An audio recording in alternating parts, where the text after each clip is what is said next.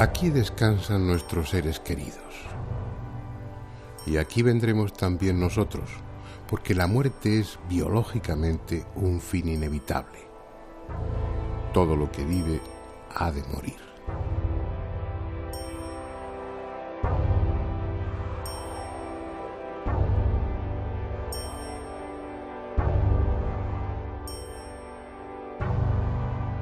Para las demás especies parece no haber problema, lo aceptan como lo que es, un hecho natural, pero los humanos somos distintos, tenemos conciencia, sabemos quiénes somos, pensamos, sentimos. Por eso cuando alguien cercano muere, experimentamos tristeza y nostalgia por su ausencia. Una pregunta surge entonces: ¿volveremos a encontrarnos? ¿Hay algo más allá de la muerte?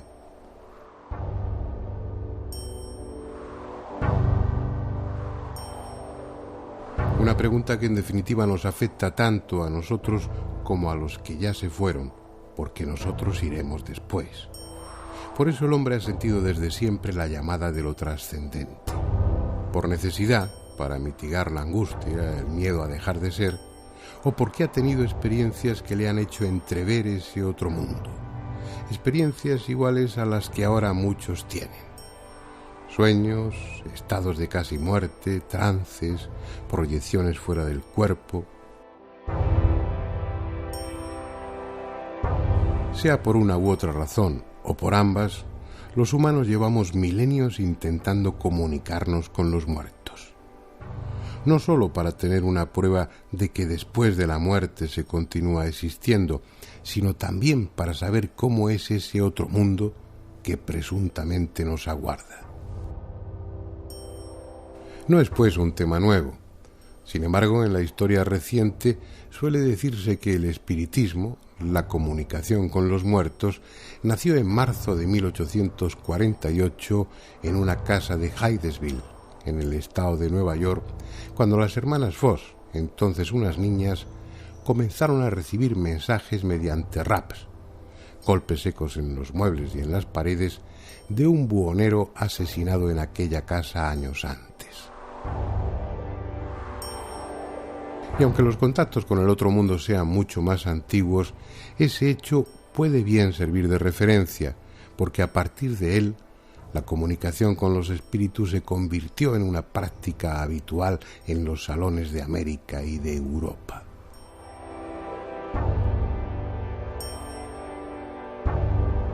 La moda pasó, pero da la impresión que desde el más allá los muertos no se resignaban a esa ruptura del diálogo, y ya que los médiums y las mesas parlantes escaseaban, buscaron otra forma de comunicarse, la que alguien menos podía imaginarse: el magnetofón.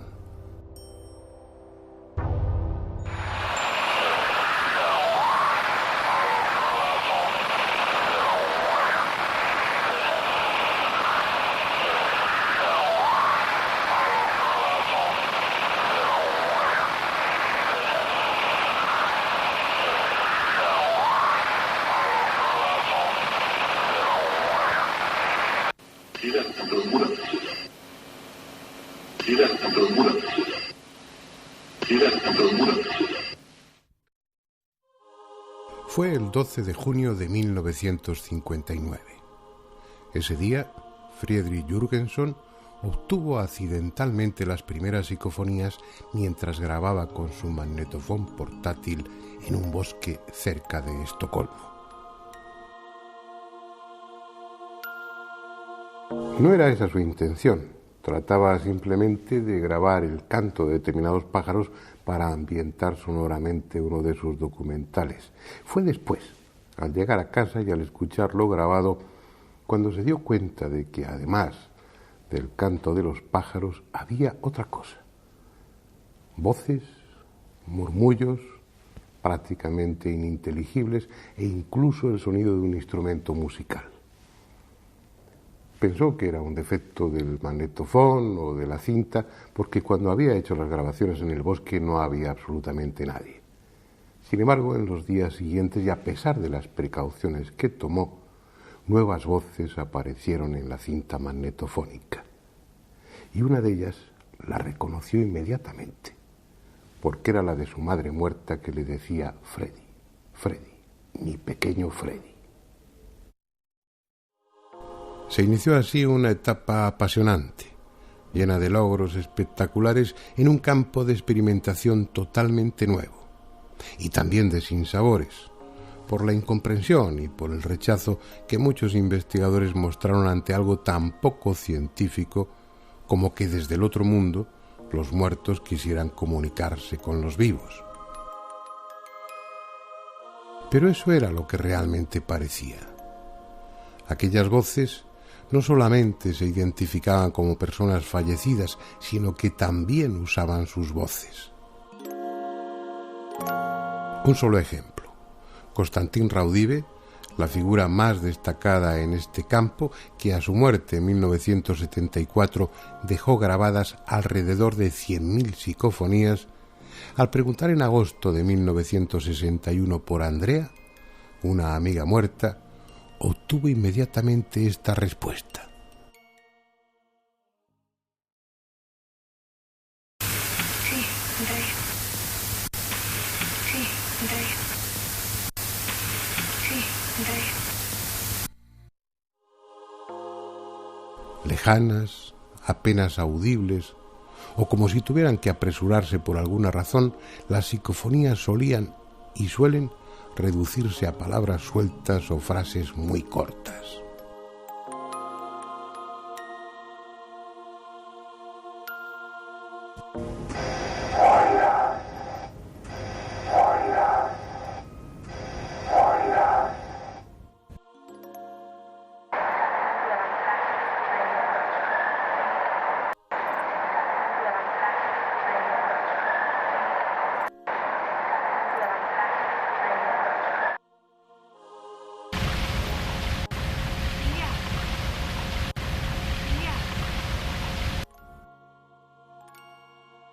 Pero no siempre es así. En alguna ocasión, lo grabado psicofónicamente desconcierta por su espectacularidad y belleza, como el coro que ahora escucharemos. Voces armoniosas cantando presuntamente desde el otro mundo, obtenidas por el investigador italiano Marcello Bacci, y que, aunque no tengan necesariamente que ver con lo religioso, recuerdan los cantos litúrgicos.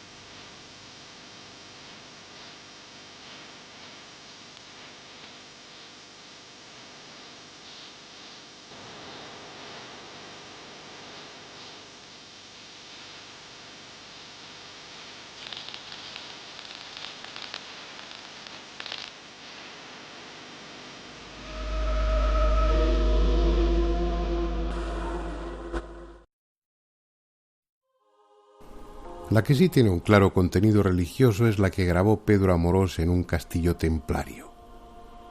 Una voz, que escucharemos 3 veces, como si quisiera desmentir las acusaciones de herejía que se vertieron contra los miembros de la Orden del Temple, dice con voz grave y rápida: In nomine Pater et Filii.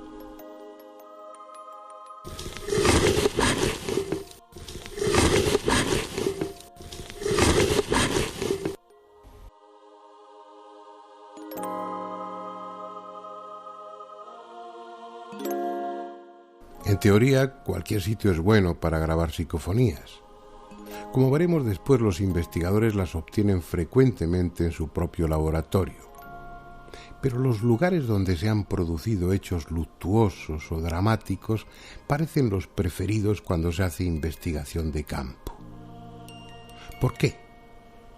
Puede que, como algunos sugieren, allí quede una especie de energía remanente, como si los sentimientos acumulados en el lugar favoreciesen los fenómenos paranormales. Puede también que todo se reduzca a que esos escenarios aportan un grado de romanticismo que estimula a los experimentadores.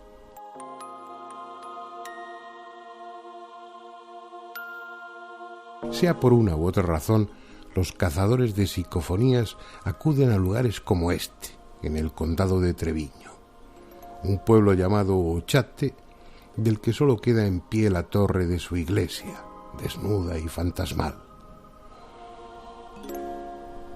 Un pueblo de trágica historia, asolado por sucesivas epidemias que acabaron con casi todos los habitantes y del que los pocos que quedaron huyeron para no volver jamás.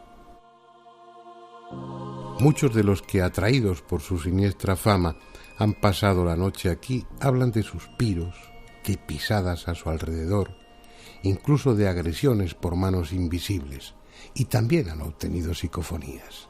Oigamos un par de ellas grabadas en el interior de la torre. La primera requiere un oído atento, pero si se fijan, distinguirán una lejana voz femenina preguntando qué hace la puerta cerrada.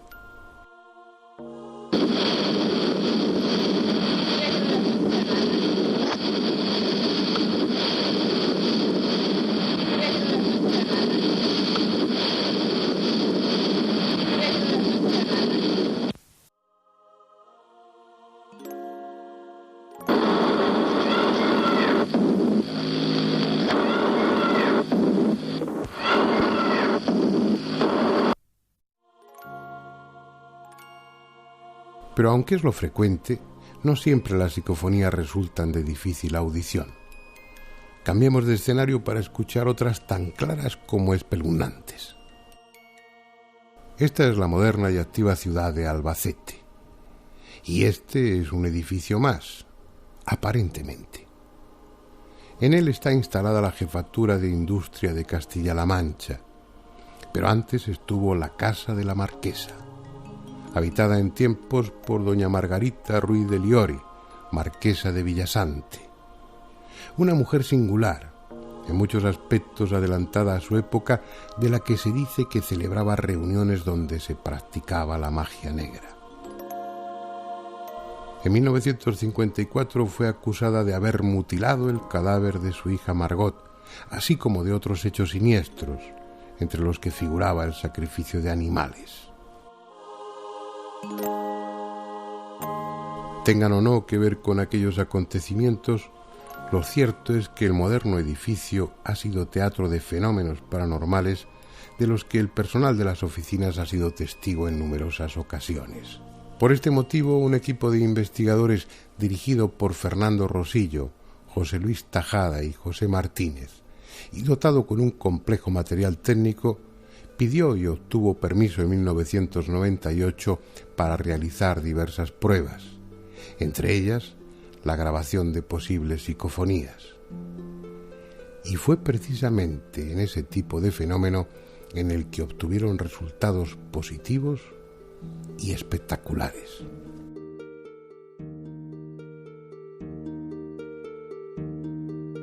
Las psicofonías que se han obtenido, una de ellas, por ejemplo, dice, es una voz de una niña de corta edad que parece indicar o parece decir mamá, frío y miedo. Es una psicofonía que después de los análisis que le hemos practicado con una serie de programas que estamos utilizando, nos dan una confianza y una validez de un 100%. Otra de ellas, por ejemplo, decía, hay mucha energía, José. Esa psicofonía se obtuvo a raíz de una pregunta que hizo José Luis en un ordenador portátil que teníamos la primera noche. Y lo mismo, es la misma voz con la misma cadencia. Hay otra psicofonía que dice, soy yo. Esa se obtuvo en la sala de juntas. Y es curioso porque esa grabación sí que hay una cinta de vídeo, se está viendo cómo se graba todo, no sale nada, se para la grabadora y a continuación es cuando sale la voz. Probablemente esto se deba al campo magnético generado por el cabezal de la cinta, pero eso pues está por demostrar aún, todo esto son hipótesis. Y por último, la otra psicofonía, quizá la más impactante por el contenido, sea la que se grabó la última noche. Es la misma voz con la misma cadencia y en este caso lo que decía era simplemente yo soy Dios. Son psicofonías, como estábamos comentando, que sin tener que filtrar, ni limpiar, ni samplear, tiene una claridad y una contundencia para nosotros poco conocida. Y en efecto, resultan perfectamente audibles. Y podría añadirse que escalofriantes, porque se trata de la voz susurrante de una niña que dice cosas como mamá, frío, miedo.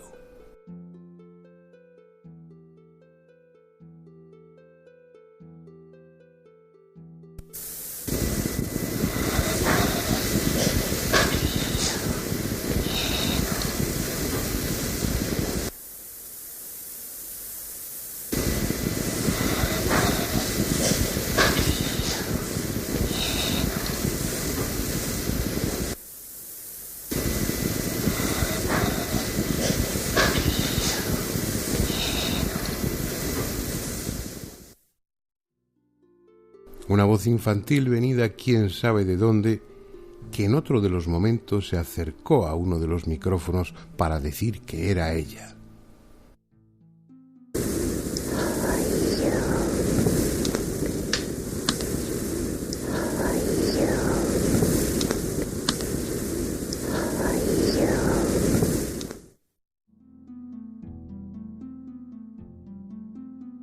La misma voz que luego diría: yo soy Dios.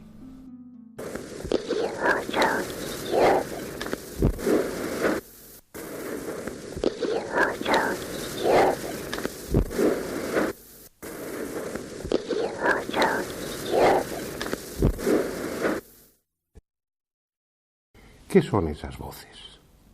¿De dónde proceden? Los que asistimos a aquellos años iniciales de las psicofonías recordamos las encendidas polémicas entre los que sostenían que se trataba de algo sobrenatural y aquellos que pretendían encajar el fenómeno dentro de lo conocido.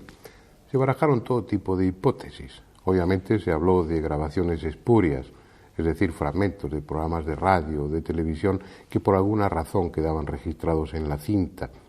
Se dijo también que podía ser un fenómeno de ventriloquía inconsciente o un fenómeno de psicocinesis, es decir, que la propia mente del investigador estuviera alterando la materia, en este caso la cinta magnetofónica, y su inconsciente fuera el que produjese las voces. Pero todas esas hipótesis no resistieron la contundencia de los hechos y quedaron en nada. Si no se trata de las voces de los muertos, como ellas mismas suelen presentarse, habrá que convenir que cuando menos se trata de voces procedentes de un nivel de la realidad diferente a este en el que estamos, de otra dimensión, de otra parte de este mundo que no es accesible a nuestros sentidos. Esa, por el momento, parece ser la única conclusión lógica. Si ante un hecho paranormal, como una parafonía de efectos físicos, o las caras de Belmez, técnicamente llamadas teleplastias, no encontramos la causa, descartado el fraude, no encontramos la causa en el nivel ontológico donde el hecho se produce, como no puede haber efecto sin causa, la causa tiene que estar en otro nivel. En cualquier caso, las psicofonías dan la impresión de ser una ventana que se abre a otro mundo. Una ventana a la que alguien se acerca para susurrar junto al micrófono o que grita desde lejos. Belmez de la Moraleda es un lugar especial. En una de sus casas vienen apareciendo desde 1971 rostros en el cemento del suelo. Figuras de tosca apariencia, impresionantes a veces y otras grotescas, que han despertado todo tipo de especulaciones, pero que en opinión de los que realmente las han estudiado, incluidos muchos investigadores prestigiosos, constituyen un genuino fenómeno paranormal, el más importante quizá en la historia de la parapsicología contemporánea. El por qué se aparecen sigue siendo un misterio, y no pocos las vinculan con lo sobrenatural, aludiendo a que esas casas se levantan sobre un viejo cementerio o al rumor de que en tiempos hubo allí un prostíbulo en el que se produjeron hechos sangrientos. En un lugar así, Aficionados y expertos no podían dejar de intentar obtener psicofonías. Y en efecto, en estos 30 años se han grabado centenares. Vamos a escuchar algunas seleccionadas entre las muchas que Pedro Amorós ha obtenido en sus viajes a la Casa de las Caras. La primera es una voz de mujer que llama a Ángela. Como el resto de las psicofonías, la escucharemos 2 o 3 veces.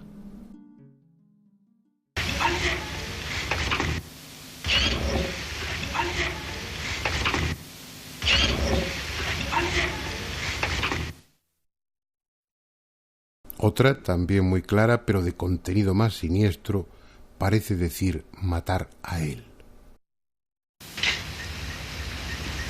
Matar a él. Matar a él. Matar a él.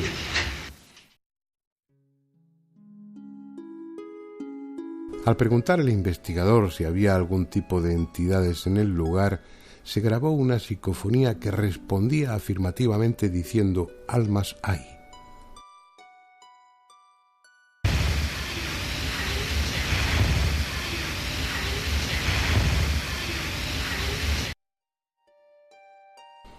En otro momento, una de esas voces parece decir «ponte la mano en la frente».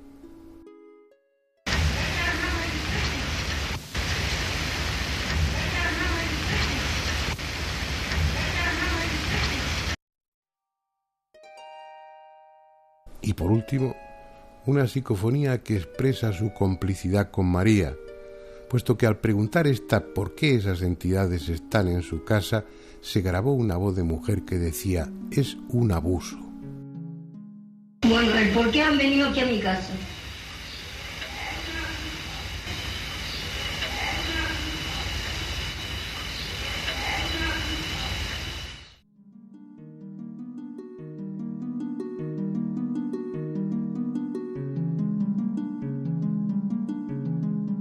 Aunque mucho más joven que Germán de Argumosa y que Sinesio Darnel, Pedro Amorós es ya uno de los investigadores más conocidos en Europa en este tema, tanto por su rigor como por su tenacidad. Lleva unas 40.000 psicofonías grabadas y gran parte de su experiencia la ha recogido en un libro, Psicofonías, Voces del Más Allá, donde, entre otras cosas, describe la técnica más adecuada para grabar estas voces, tanto en la investigación de campo como en el laboratorio. Así pues, bien puede ser él quien nos ilustre sobre la mejor forma de hacerlo. Pues para grabar una psicofonía, la técnica más simple que hay es un simple magnetofón de estos de reportero que utiliza normalmente la gente. Eso sí, con un micrófono conectado con un cable, ¿no? Esto nos da un registro y aquí se pueden grabar psicofonías y hay muchísima gente que ha obtenido psicofonías verdaderamente espectaculares con esta técnica, con un simple magnetofón, un grabador. Yo al principio utilizaba un grabador, un pequeño maletín pequeñito de plástico y me iba por ahí a intentar conseguir psicofonías en casas encantadas o que se decían misteriosas, ¿no? Y así obtenía algunas de las imágenes más curiosas, grabaciones más curiosas. Claro, luego utilizas aparatos como de bobina abierta o incluso los ordenadores que te dan un espectro, un ancho diferente de grabación y gracias a eso las psicofonías son más claras, más inteligibles y se puede trabajar mucho mejor con el sonido, evidentemente. No es lo mismo caminar por una autopista que por una carretera comarcal. Evidentemente la técnica es así de sencilla, la técnica es muy sencilla, es simplemente conectar un magnetofón, un pequeño grabador, aunque sea portátil, con un micrófono, una cinta virgen y bueno, pues intentar grabar al máximo volumen que se pueda, dejar unos minutos de silencio y esperar en esos 2 o 3 minutos intentar hacer alguna pregunta o algo por el estilo. Después, con todo el silencio, por supuesto, después rebobinar esto y escucharlo grabado. Es tan sumamente sencillo que cualquiera puede realizar este tipo de grabaciones y este tipo de experiencias, ¿no? Sí que tengo algunas grabaciones curiosas. Evidentemente, pues como normalmente estoy realizando este tipo de investigaciones psicofónicas a lo largo de todos los fines de semana, pues algo he obtenido. Sin embargo, una de las más curiosas que recuerdo fue una que obtuve en el Santo Sepulcro, en Jerusalén. Allí, bueno, pues obtuve un poco, de una forma curiosa, el permiso para poder investigar dentro del Santo Sepulcro, cosa que no es fácil. Y me dejaron durante unos minutos trabajar solo dentro, en el interior de esa cueva, ¿no? Al analizar las grabaciones se escucha perfectamente una psicofonía de una voz de un hombre que dice con toda claridad: Constantín. Estamos en el Santo Sepulcro. En el Santo Sepulcro. Estamos en el Santo Sepulcro. ¿Qué sería Constantín? ¿Constantín Raudive? No lo sé. El caso es que nos plantea aquí este misterio. Para mí es una de las psicofonías más curiosas y que desde luego, bueno, pues por su claridad y evidentemente por el lugar donde fue grabada, para mí es importante. Es esa la duda que siempre queda flotando en el ambiente. ¿Son quienes dicen ser? ¿Realmente los muertos, nuestros muertos, están intentando comunicarse con nosotros? ¿O acaso, sin proponérnoslo, hemos abierto una brecha en el muro invisible que separa esta realidad de otra, en la que hay de todo, incluso almas? ¿Por qué no utilizar ese nombre? Almas que no saben dónde están.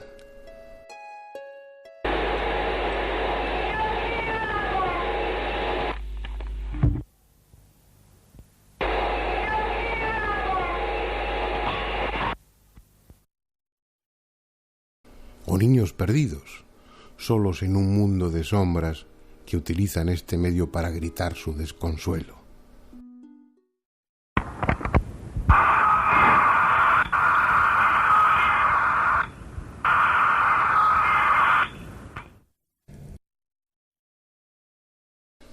Una brecha por la que se cuelan en este lado y comentan lo que ven. Como esta, en la que una voz, grabada en un magnetofón puesto en marcha con temporizador en el laboratorio vacío de Sinesio Darnell, deja constancia de que estuvo allí y no había nadie.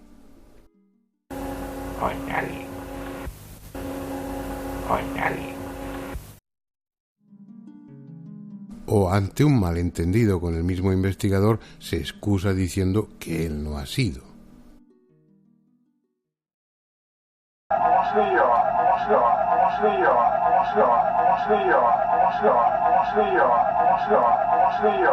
Creo que se entiende perfectamente, ¿no?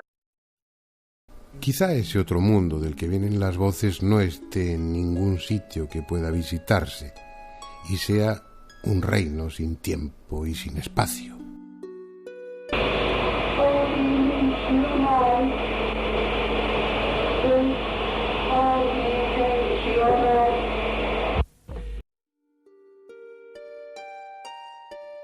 Pero estén o no en otra dimensión, sean muertos o entidades de otra naturaleza, lo que la experiencia de estas últimas décadas viene a decirnos es que ellos quieren comunicarse con nosotros y han encontrado en la electrónica un medio limpio y eficaz para hacerlo, porque por asombroso que resulte, ya no solo dejan oír sus voces, sino que desde 1985 nos permiten ver sus rostros a través del televisor y últimamente de la pantalla del ordenador.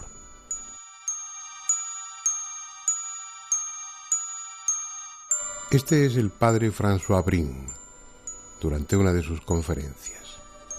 Sacerdote y teólogo, se ha convertido en algo así como un apóstol de la transcomunicación.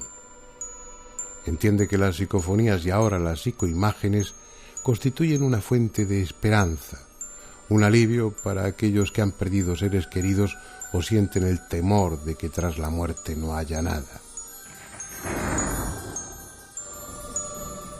En sus charlas muestra un vídeo donde se recogen muchas de las psicoimágenes de los primeros años obtenidas por Schreiber y el llamado Grupo de Luxemburgo.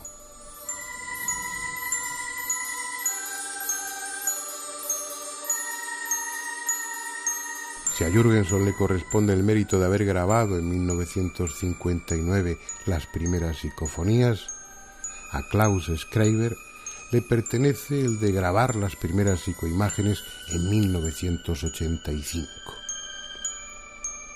Lo curioso, lo extraordinario, si hemos de ser justos en el adjetivo, es que las instrucciones para obtener esas imágenes del otro mundo se las dio su hija muerta a través de varias psicofonías. Así pues, y mientras no se demuestre lo contrario, estos rostros pertenecen a los que entendemos como espíritus, personas que están al otro lado de la muerte. Varias de ellas han podido ser identificadas, y en el vídeo que estamos viendo también se muestra la fotografía de algunas tomadas en vida.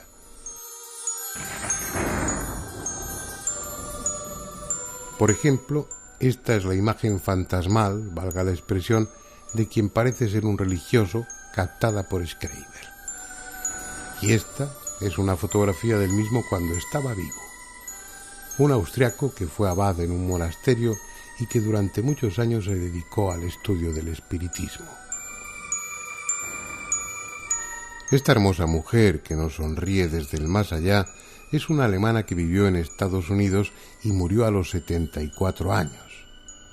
Sin embargo, como estamos viendo, en ese otro mundo su apariencia es la de una mujer en la plenitud de su belleza. Esta psicoimagen es de las pocas que se han grabado en movimiento, incluso parece decir algo. Otro también identificado y al que luego veremos girar la cabeza es el fallecido investigador francés Henri Sinclair.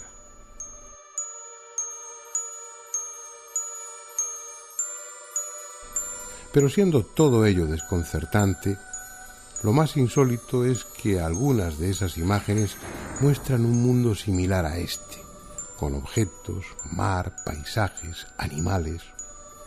Carecemos de otra información que la que ellos nos proporcionan a través de las psicofonías, de la escritura automática y de otros métodos del espiritismo clásico, y es poco o demasiado subjetivo como para sacar conclusiones.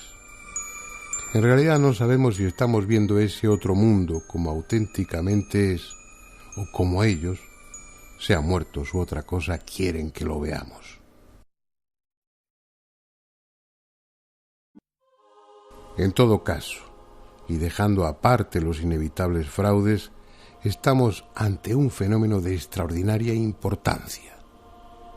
La técnica nos ha proporcionado un medio que nadie había imaginado para ponernos en contacto con otro plano distinto de la realidad. De momento son solo imágenes, generalmente inmóviles y silenciosas, pero llenas de dramatismo, incluso sobrecogedoras como las que ahora vemos, obtenidas por un grupo de Tenerife en 1988 y que después de estas experiencias iniciales no volvieron a conseguir.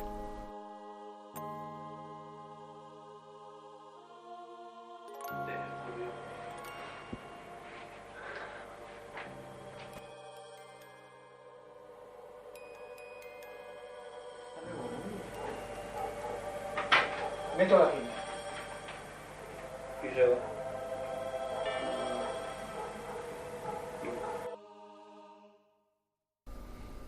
En cierta medida lo que estamos viendo es excepcional.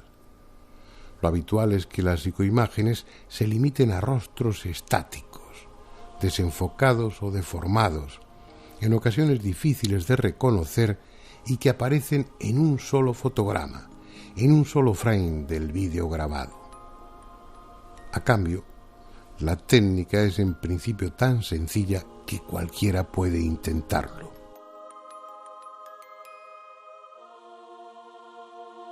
Pues la psicoimagen realmente es muy sencilla de obtener. Simplemente hace falta una cámara de vídeo pequeñita conectada a un monitor de televisión. Y entonces lo único que tenemos que hacer es enfocar el monitor de televisión con la propia cámara. Una vez que tengamos enfocado, dejaríamos un ángulo de unos 45 grados con respecto a la línea del monitor cámara y pues lanzamos el zoom un poquitín hacia la esquina inferior derecha normalmente, hasta que se forme un efecto de retroalimentación que normalmente suele ser una espiral. En esta espiral, nada más conseguir este efecto que nosotros le llamamos retroalimentación, pues ahí lo único que hay que hacer es intentar obtener estas psicoimágenes.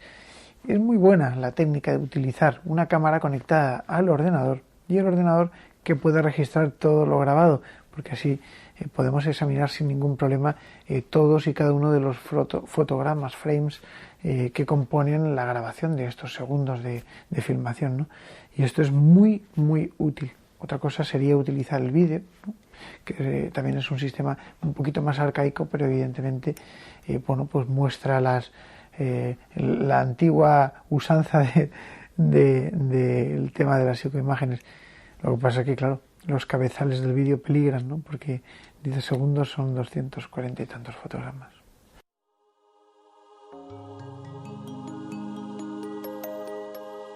Hemos oído sus voces, hemos visto sus rostros. Si son quienes dicen ser, el miedo que desde siempre hemos sentido ante la muerte debiera desvanecerse para dar paso a la certeza de que tras ella continuamos existiendo. Sin embargo, siendo mucho lo que se ha avanzado en este campo, no es suficiente. La mayoría necesita pruebas más sólidas aún, más concluyentes. Y quizá tengan razón. Pero al menos convengamos en que estas experiencias abren una puerta a la esperanza.